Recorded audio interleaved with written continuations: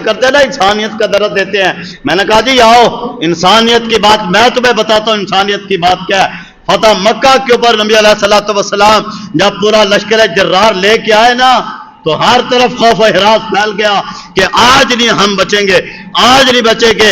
آج وہ پتھر مارنے والے بھی سارے آ گئے، وہ اوجڑیاں ڈالنے والے بھی آ گئے، دور کی گردن کے اندر جنہوں نے چادر ڈال کے جنہوں نے گھسیٹا وہ بھی آج سارے موجود تھے. خوف و ہراس پھیلا ہوا تھا. آج کاٹ کے رکھ دیا جائے گا، آج معافی نہیں ہوگی. جیسے ہم نے مسلمانوں کو ستایا تھا، جیسے مسلمانوں کے نبی کے ساتھ ہم نے جو جو کچھ کیا آج سارے بدلے لیے جائیں گے. میں نے کہا جی حضور کی عزت تو براء البراء، حضور کی تو شان براء البراء. انسانیت کی بات کرتے ہیں. میں نے کہا سنو انسانیت کا درس دینے والا، انسانیت کی بات کرنے والا، جب کہ کوئی گستاخی کرتا ہے تو تم اس کے مقابلے میں انسانیت کو لے کے بیٹھ جاتے ہو. سونا میرے آقا مولا جنہوں نے جو ہے وہ انسانیت کا درس دیا. حضور اپنا پورا لشکر لا رہے تھے تو آگے سے جو ہے نا وہ راستے کے اندر ایک کتیا نے بچے دیے ہوئے تھے. کتیا جی اللہ اکبر، ایک طرف کتیا ہو، کتیا تھی تو وہ سامنے آ کے کھڑی ہوئی. میرے محبوب نے اس کی آواز کو سمجھ لیا، اس کی بولی کو سمجھا. جب بولی کو سمجھا میرے محبوب نے تو ایک صحابی کو بلایا، فرمایا جب تک یہ پورا لشکر گزر نہ جائے جہاں پہ کھڑے ہو جاؤ، کتیا اور کتیا کے بچوں کو نقصان نہ ہو. اور میں نے کہا تم آج انسانیت کی بات کرتے ہو. دیکھو میرے آقا مولا صلی اللہ علیہ وآلہ وسلم فرمایا کتیا اور کتیا کے بچوں کو نقصان نہ ہو جب تک پورا لشکر گزر نہ جائے. ایک طرف ہو جی کتیا اور کتیا کے بچے ہوں جی. کیوں جی؟ ہاں انسان تو انسان. میں نے کہا جانور بھی جہاں ان کی بھی جو ہے وہ بات کی جاتی ہے، جہاں ان کے بھی حقوق دیے جاتے ہیں. جب میرے آقا مولا آگے گئے نا وہاں ایک گستاخ بستا تھا ابن خطل، جو حضور کے بارے میں بڑی بڑی بکواس کرتا تھا، جو حضور کے بارے میں ہردہ سرائی کرتا تھا. تو میرے آقا نے فرمایا کہ اس کو پکڑو اور قتل کر دو، جہاں ملے اس کو قتل کر دو.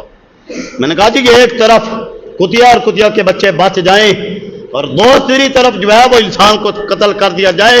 میں نے کہا کہ سنجیدہ معاملہ اور حساس اور اتنا نازک معاملہ حضور کی عزت کا. حج سال میں ایک مرتبہ فرض ہے، زکوٰۃ سال میں ایک مرتبہ فرض ہے، دن میں نمازیں 5 فرض ہیں ایک دن کے اندر.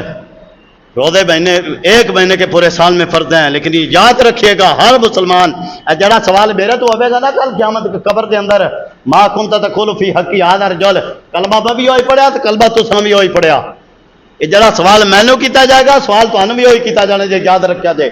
یہ نہیں کہ اساں کو ڈبل کلمہ پڑھیا تو ساڈے کو دماغ خراب نہیں گیا، بی پی ساڈے آئی رہندا. نہ نہ نہ نہ، ناموس رسالت کی بات ہی ایسی ہے کہ یہاں بندہ کنٹرول میں اور اپنے آپ کے اندر رہ ہی نہیں سکتا. یہ مسئلہ اتنا اساس ہے. اب جی ابن خطل گستاخ رسول، اللہ اکبر.